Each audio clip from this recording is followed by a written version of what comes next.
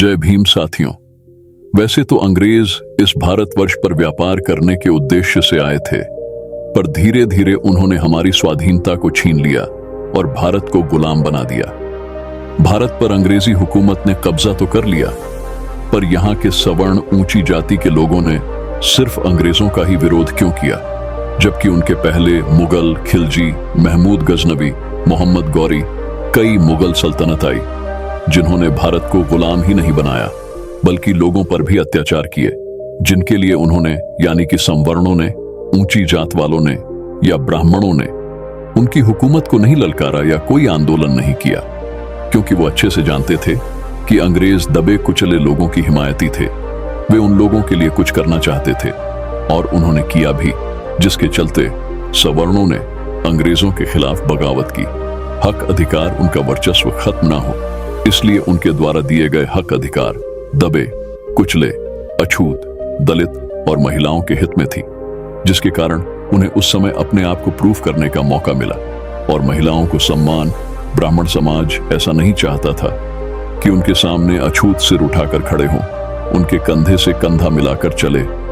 यही बात है कि साइमन कमीशन का भी विरोध बड़े पैमाने पर किया। आइए जानते हैं उन अधिकारों के बारे में जिनके कारण दलित, अछूत और महिलाओं को सम्मान और उनकी हक मिली, और जानते हैं ब्राह्मण द्वारा चलाए गए उनके खिलाफ क्रांति और आंदोलन की वजह को।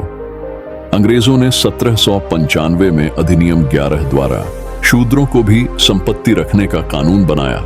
1773 में ईस्ट इंडिया कंपनी ने रेगुलेटिंग एक्ट पास किया, जिसमें न्याय व्यवस्था समानता पर आधारित थी। 6 मई 1775 को इसी कानून द्वारा बंगाल के सामंत ब्राह्मण नंद कुमार देव को फांसी हुई थी। 1804 अधिनियम 3 द्वारा कन्या भ्रूण हत्या पर रोक अंग्रेजों ने लगाई, वरना लड़कियों को पैदा होते ही तालू में अफीम चिपकाकर, मां के स्तन पर धतूरे का लेप लगाकर एवं गड्ढा बनाकर उसमें दूध भरकर डुबोकर मार दिया जाता था। 1813 में ब्रिटिश सरकार ने कानून बनाकर शिक्षा ग्रहण करने की सभी जातियों और धर्मों के लोगों को अधिकार दिया। 1813 में अंग्रेजों ने दास प्रथा का अंत कानून बनाकर किया। 1817 में सामान्य नागरिक संहिता कानून बनाया। 1817 के पहले सजा का प्रावधान वर्ण के आधार पर था। ब्राह्मण को कोई सजा नहीं होती थी और शूद्र को कठोर दंड दिए जाते थे। अंग्रेजों ने सजा का प्रावधान सामान्य कर दिया। 1819 में अधिनियम 7 द्वारा ब्राह्मणों द्वारा शूद्र स्त्रियों के शुद्धिकरण पर रोक लगाई गई। शूद्रों की शादी होने पर दुल्हन को अपने दूल्हे के घर न जाकर कम से कम 3 रात ब्राह्मण के घर शारीरिक सेवा देनी पड़ती थी। 1830 नर बलि प्रथा पर रोक लगाई गई। देवी देवता को प्रसन्न करने के लिए ब्राह्मण शूद्रों, स्त्री व पुरुष दोनों को मंदिर में सिर पटक पटक कर चढ़ा देते थे।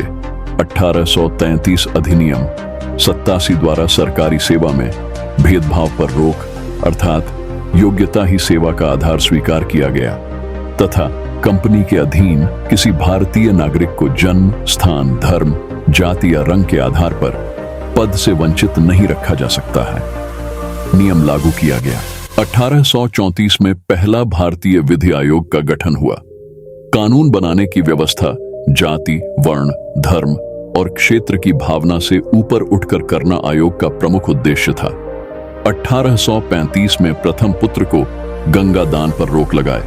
ब्राह्मणों ने नियम बनाया था कि शूद्रों के घर यदि पहला बच्चा लड़का पैदा हो तो उसे गंगा में फेंक देना चाहिए। पहला पुत्र हष्ट-पुष्ट एवं स्वस्थ पैदा होता है। ये बच्चा ब्राह्मण से ना लड़ पाए, इसलिए पैदा होते ही गंगा को दान करवा देते थे। 7 मार्च 1835 को लॉर्ड मैकाले ने शिक्षा नीति राज्य का विषय बनाया और उच्च शिक्षा को अंग्रेजी भाषा का माध्यम बनाया गया। 1835 को कानून बनाकर अंग्रेजों ने शूद्रों को कुर्सी पर बैठने का अधिकार दिया। दिसंबर 1829 के नियम 17 द्वारा विधवाओं को जलाना अवैध घोषित कर सती प्रथा का अंत कर दिया गया। देवदासी प्रथा पर रोक लगा दी गई। ब्राह्मणों के कहने से शुद्ध अपनी लड़कियों को मंदिर की सेवा के लिए दान दे देते थे। मंदिर के पुजारी उनका शारीरिक शोषण करते थे। बच्चा पैदा होने पर उसे फेंक देते थे। और उस बच्चे को हरिजन नाम दे दिया करते थे। 1921 को जातिगत जनगणना के आंकड़े के अनुसार अकेले मद्रास में कुल जनसंख्या 4 करोड़ 23 लाख थी, जिसमें 2 लाख देवदासियां मंदिरों में पड़ी थी। हालांकि ये प्रथा अभी भी दक्षिण भारत के मंदिरों में चल रही है। 1837 अधिनियम द्वारा ठगी प्रथा का अंत कर दिया गया। 1849 में कलकत्ता में एक बालिका विद्यालय JED बेटर में स्थापना किया। 1854 में अंग्रेजों ने 3 विश्वविद्यालय कलकत्ता, मद्रास और बॉम्बे में स्थापित किए। 1902 में विश्वविद्यालय आयुक्त नियुक्त किया गया। 6 अक्टूबर 1860 को अंग्रेजों ने इंडियन पैनल कोड बनाया। लॉर्ड मैकाले ने सदियों से जकड़े की जंजीरों को काट दिया और भारत विजाति, वर्ण और धर्म के बिना एक समान क्रिमिनल लॉ लागू कर दिया। 1863 अंग्रेजों ने कानून बनाकर चरक पूजा पर रोक लगा दी। इस पूजा में आलीशान भवन एवं पुल निर्माण पर शूद्रों को पकड़ पकड़कर जिंदा चुनवा दिया जाता था। इस पूजा में मान्यता थी कि भवन और पुल ज्यादा दिनों तक टिकाऊ रहेंगे।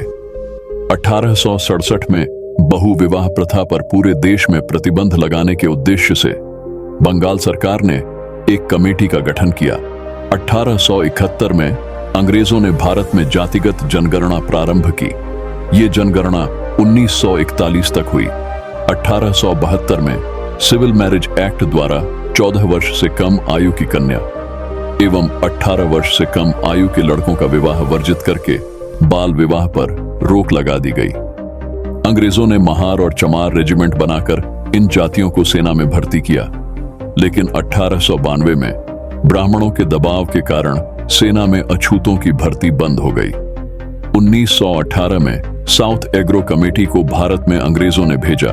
यह कमेटी भारत में सभी जातियों का विधिमंडल में भागीदारी के लिए आया था। साहू जी महाराज के कहने पर पिछड़ों के नेता भास्कर राव जाधव ने एवं अछूतों के नेता डॉक्टर अंबेडकर ने अपने लोगों को विधिमंडल में भागीदारी के लिए मेमोरेंडम या निज्ञापन दिया। अंग्रेजों ने 1919 में भारत सरकार अधिनियम का गठन किया। 1919 में अंग्रेजों ने ब्राह्मणों को जज बनने पर रोक लगा दी थी और कहा था कि इनके अंदर न्याय चरित्र नहीं होता है। अंग्रेजों के रहते 25 दिसंबर 1927 को डॉक्टर अंबेडकर द्वारा मनुस्मृति का दहन किया। मनुस्मृति में शूद्रों और महिलाओं को गुलाम तथा भोग की वस्तु समझा जाता था। एक पुरुष को अनगिनत शादियां करने का धार्मिक अधिकार है। महिला अधिकार विहीन तथा दासी की स्थिति में थी।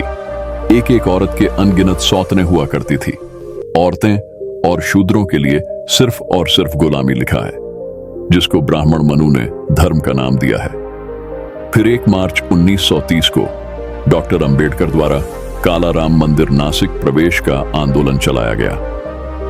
1927 को अंग्रेजों ने कानून बनाकर शूद्रों के सार्वजनिक स्थानों पर जाने का अधिकार दिया। नवंबर 1927 में साइमन कमीशन की नियुक्ति की, जो 1928 में भारत के अछूत लोगों की स्थिति का सर्वे करके और उनको अतिरिक्त अधिकार देने के लिए आया। भारत के लोगों को अंग्रेज अधिकार न दे सके, इसलिए इस कमीशन के भारत पहुंचते ही गांधी और लाला लाजपत राय जैसे कमीशन के विरोध में बहुत बड़ा आंदोलन चलाया, जिस कारण साइमन कमीशन अधूरी रिपोर्ट लेकर वापस चला गया। इस पर अंतिम फैसले के लिए अंग्रेजों ने भारतीय प्रतिनिधियों को 12 नवंबर 1930 को लंदन में गोलमेज सम्मेलन में बुलाया। 24 सितंबर 1932 को अंग्रेजों ने कम्युनल अवार्ड घोषित किया, जिसमें प्रमुख अधिकार दिए। वयस्क मताधिकार, विधानमंडलों और संघीय सरकार में जनसंख्या के अनुपात में अछूतों को आरक्षण का अधिकार। सिख, ईसाई और मुसलमानों की तरह अछूतों SC ST को भी स्वतंत्र निर्वाचन के क्षेत्र का अधिकार मिला। जिन क्षेत्रों में अछूत प्रतिनिधि खड़े होंगे, उनका चुनाव केवल अछूत ही करेंगे। प्रतिनिधियों को चुनाव के लिए 2 बार वोट का अधिकार मिला, जिसमें एक बार सिर्फ अपने प्रतिनिधियों को वोट देंगे, दूसरी बार सामान्य प्रतिनिधियों को वोट देंगे, जिसके विरोध में गांधी ने आमरण अनशन किया और बाबा साहेब अंबेडकर ने मजबूर होकर रोते हुए दुखी मन से गांधी के साथ पूना पैक्ट समझौता करना पड़ा, जिसमें अछूतों SC ST के स्वतंत्र निर्वाचन के क्षेत्र का अधिकार और 2 वोट के अधिकार की बलि दे दी। 19 मार्च 1928 को बेगारी प्रथा के विरुद्ध डॉक्टर अंबेडकर ने मुंबई विधान परिषद में आवाज उठाई, जिसके बाद अंग्रेजों ने इस प्रथा को समाप्त कर दिया। अंग्रेजों ने 1 जुलाई 1942 से लेकर 10 सितंबर 1946 तक डॉक्टर अंबेडकर को वायसराय की कार्य साधन काउंसिल मेंबर बनाया। लेबरों को डॉक्टर अंबेडकर ने 8.3% प्रतिनिधित्व दिलवाया। 1937 में अंग्रेजों ने भारत में प्रोविंशियल गवर्नमेंट का चुनाव करवाया।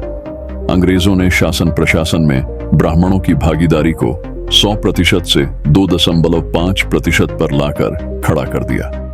इन्हीं सब वजह से ब्राह्मणों ने अंग्रेजों के खिलाफ क्रांति शुरू कर दी, क्योंकि अंग्रेजों ने शूद्रों और महिलाओं को सारे अधिकार दे दिए थे और सब जातियों के लोगों को एक समान अधिकार देकर सबको बराबरी में लाकर खड़ा किया। साथियों, वीडियो को देखने के लिए दिल से धन्यवाद, और जितना हो सके इस वीडियो को व्हाट्सएप और फेसबुक पे अधिक से अधिक शेयर कीजिए, ताकि हमारे समाज को हमारे इतिहास की पूरी और सटीक जानकारी मिल सके।